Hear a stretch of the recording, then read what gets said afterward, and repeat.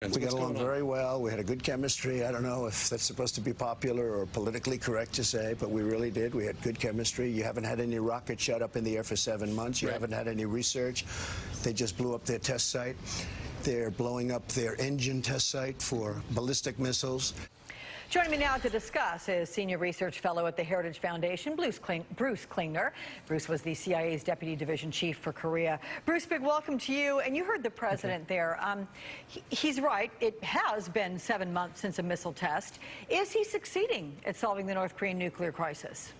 We've had various missile moratoriums and the missile launch moratoriums in the past, so we'll have to see how the game plays out here. The Singapore communique was a good start, but it's really the first step in a 1,000-mile journey, one that we've gone down 8 previous times with 8 previous agreements which failed.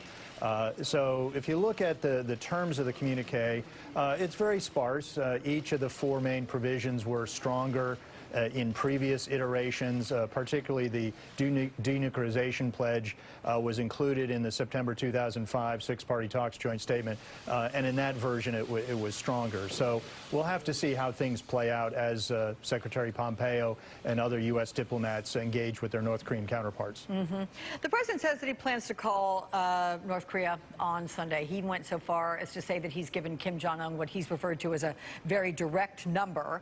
What do you think it says about their relationship, and do you find it encouraging? It certainly shows the president is eager to maintain dialogue with North Korea, and we do need to do that. I might be more open to sort of the typical diplomat-to-diplomatic engagement with the interagency process, but sort of any means to move the ball further down the field. He's said that he's established a very good relationship with Kim Jong-un. Of course, this is someone who remains on the U.S. sanctions list for human rights violations. The UN Commission of Inquiry in 2014 concluded that North Korea and Kim's regime was guilty of crimes against humanity. How much of a difference, Bruce, does this meeting make from other past agreements where it wasn't the president in a face-to-face with the North Korean leader, and does it matter? Well, we'll have to see how it matters. In the past, the strategy was more of a bottom-up approach. I was attending White House meetings in 2000 when President Clinton was invited to go to North Korea, and while some in the Clinton administration thought the force of Bill's personality was such that we could get anything we wanted if we got him in the same room with Kim Jong-il, the majority view was that we don't deploy a president to negotiate, we deploy a president to sign an agreement where we know where everything is on that piece of paper, and when North Korean officials were not forthcoming in details with U.S. counterparts, the decision was made not to send the president. So we'll see if this approach is any different. There's a new poll out. It's from Monmouth University, in which it shows that 46% of Americans think the meeting with Kim Jong-un made Donald Trump look stronger on the world stage. Only 13% think it made him look weaker. Where do you fall on that? Well, polls are nice, but I wonder how many of the respondents have read the September 2005 joint statement, the 1992 Inter-Korean agreement, et cetera.